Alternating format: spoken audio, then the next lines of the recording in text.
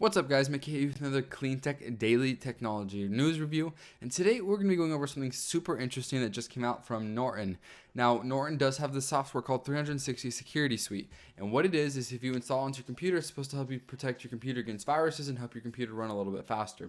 So, what they did is actually, if you download their 360 Security Suite now, what it does is they install a crypto miner on it. Now, the good news is it does come automatically turned off. So the user has to go in and specifically turn it on, and I imagine they have to agree to some certain terms and conditions.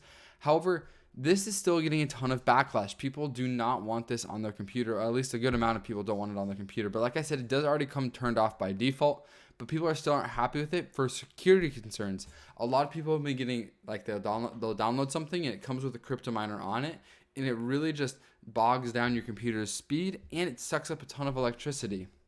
So that is one of the issues that people are that's one of the issues that people have with Norton doing this, is they're afraid that it could lead to more attacks. Now, so this is kind of like a screenshot of how it works. You go in and turn it on and it'll start mining. Obviously it looks like $1.20 per day. But here's the crazy part. So basically, it's actually really smart from Norton's point of view, is because they have millions of computers with their software downloaded onto it. So basically, they have like millions of crypto miners that they didn't have to pay for. Even if they're only making $1 a day, I'm going to show you why it'll be super lucrative for Norton. The reason it'll be super lucrative for Norton is, well, one, they have to run the computers have to have the proper specs too, like a proper graphics card and things like that. But it doesn't have to be super intense like a lot of other Bitcoin miners do. So the Norton's miner charges a 15% pool fee, which is frankly ridiculous. Most Ethereum pool charges 1 or 2%. So for every dollar you mine, Norton gets 15 cents, which is absolutely insane. And most pools will charge only 1 or 2 pennies on that dollar. So that's why it's extremely lucrative for Norton, is because they're like, hey, like, you can get a little bit of crypto, we'll get a little bit of crypto, and you have your own Norton wallet, which is super interesting. So I think it's actually pretty smart. But the other reason that this isn't super smart is because the gas fees are super high. The gas fees meaning how much it costs to transact Ethereum. It's super high, so it becomes really difficult to be profitable, plus the cost of running your electricity. So in some cases, a user could end up in the red, not necessarily being profitable. Now, a lot of things that people don't like about this is Norton's facing a lot of criticism because users may not necessarily understand how crypto works. So people may be essentially thinking they're getting free money when they don't realize what they're getting into.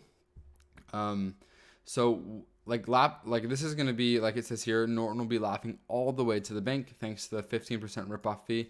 And if it starts taking millions of dollars, it's only a matter of time before other legitimate software providers allow suit. For example, imagine if everybody, like, for example, Microsoft Word, if everybody had Microsoft Word on their computer and Microsoft decided to put a little bit of a crypto miner in that, obviously I don't think Microsoft Word is the best example for that, but you know what I mean. Any other software that you download onto your computer can essentially have a crypto miner put onto it. So Ethereum's shift to proof of stake can't come quickly enough. At least then a graphics card might actually become a graphics card again, not a mining card. So if you guys know anything, if you go to, you can't, like, I went to Best Buy the other day to buy a graphics card because mine died, and I just needed like a super low end graphics card, nothing crazy. And I went in the store, I'm like, hey, where are your guys' graphics cards? And they literally laughed at me. They're like, you can't get a graphics card right now. And that's due to, obviously, during the pandemic, there was a lot of gaming going on, so people were buying high-end graphics cards for gaming. But the second reason is also because of crypto mining. People need high-end graphics cards so the computer can continue to mine crypto. And especially with the chip shortage, it's just a huge cycle of bad news when it comes for graphics cards. So this is pretty smart for Norton because they are using other people's graphics cards and they don't necessarily have to use their own, which I thought was pretty interesting. Now, I want to show you guys a little bit of irony that I found in this. Is if you go to Norton's website, they actually have a special cryptocurrency protection solution, which I thought was super ironic, because hackers, like I was talking about at the beginning, hackers inject a malware into your website or into your computer, and what it does is it takes your computer over and starts mining crypto in the background, and it costs a lot of money in electricity, and you don't get to see any of that money. So I thought it was super ironic that Norton was doing this, and when they're trying to do it themselves, but like upfront, which I guess is good. Out of curiosity, I'm trying to see how much if you were to pay for the Norton plan, how much would it cost you? And if you could make your money back, let's see. How much would it cost you to upgrade if it loads? May not load. That'd be funny if it didn't. Oh, looks like it's not going to load. Well, so there you have your answer. They do have a free version, but it is a software that you download on your computer, so I imagine it does make it a little bit slower.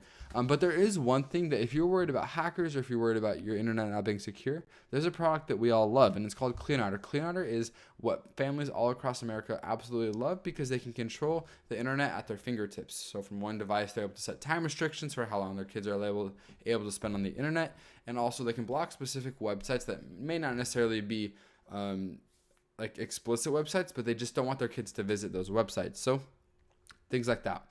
You can also schedule time restrictions. So if you don't want your kids on the internet past 8 p.m. at night, you can set each device to have a time restriction, which is super handy.